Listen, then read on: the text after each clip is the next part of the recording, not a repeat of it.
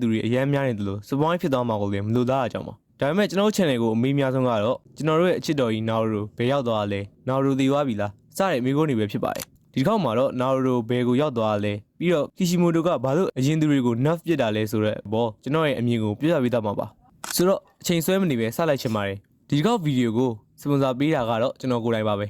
brother တို့အနေနဲ့ VPN ခန်းကြီးပေးုံနဲ့တပြောင်းမှမကုန်ပဲကျွန်တော်တို့ကိုဝင်ငွေရအောင်တစ်ဖက်တစ်လမ်းကနေကူညီပေးနိုင်ပါတယ် subscribe လုပ်ဖို့မိနေသေးတဲ့မျိုးဖြစ်နိုင်တာမို့လို့ subscribe မလုပ်ရသေးရင်လုပ်သားပေးဖို့တောင်းဆိုချင်ပါတယ်ပြန်ဆက်ရမယ်ဆိုရင်အရင် generation ကလူတွေကိုဘာလို့ nerf ပစ်တာလဲဆိုတဲ့အပေါ်ကျွန်တော်အမြင်ကိုပြောပြပေးသွားပါမယ်တကယ်တော့အရင်လူတွေကမကြမ်းတော့တာမဟုတ်ဘူးဗျ villain တွေကပိုကြမ်းလာတာပါအရင် generation တွေမှာဆိုရင် Usuzuki Kaguya ကိုတားနိုင်ဖို့အတွက်အသက်ပေါင်းများစွာပြီးရင်ဆိုင်ခဲ့ကြရတယ်ဆိုတာကိုသိပြီးသားဖြစ်မှာပါအဲ့တော့အခု next generation ထဲမှာထွက်လာသမျှ villain တွေအကုန်လုံးက Usuzuki တွေနဲ့သူတို့နဲ့ဆက်ဆက်နေတဲ့သူတွေကြီးပဲနော်တကယ်ကိုကြမ်းလာပါပြီဆိုတဲ့ကောင်တွေအဲ့ဒါကိုဘယ်မှာမြင်သာသေးလဲဆိုရင် Urashiki ကို Gaara နဲ့ Chojuro တို့နှစ်ယောက်ထဲနဲ့ရင်ဆိုင်နိုင်ခဲ့တာကိုကြည့်ရတဲ့သိတာတယ်အဲ့ဒါတောင် Chojuro မှာအမွာသားပါမလာခဲ့ဘူးနော်အဲ့ဒါ Gaara ကလည်းမကြမ်းတော့ဘူးလို့ပြောတဲ့သူတွေ brother shut the fuck up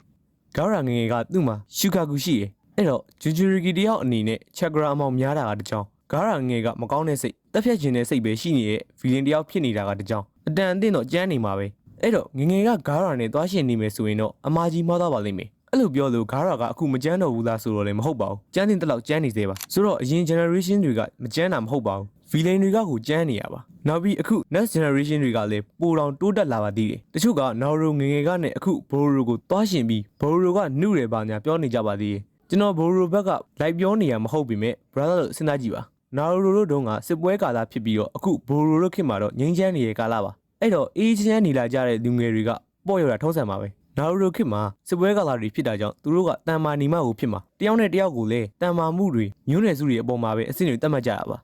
အဲ့ဒါကြောင့်အခုလိုအေးချမ်းနေတဲ့ကာလမှာလူငယ်တွေအနေနဲ့သူတို့မတန်မာလဲကိစ္စရှိနေပါဘူးအမှန်တိုင်းပြောရရင်နာရူတို့ငငယ်ကထက်ဘိုရိုကပိုလို့တောင်တော်ပါသေးတယ်နာရူတို့လိုဂျင်ချူရကီတယောက်မဟုတ်တာတောင်သူကအတန်းထဲမှာအထူးကြုံဆုံးပါပြီးတော့နာရူထက်လေတိတိတတ်တာကိုညံကောင်းပြီးတော့တင်ယူတဲ့နေရာမှာလည်းမြန်ဆန်တဲ့သူတယောက်ပါအဲ့တော့အရင် generation တွေကလူတွေကလည်းနှုတ်မသွားသလိုအခု generation ကလူတွေကလည်းခေသူတွေတော့ဟုတ်မနေပါဘူး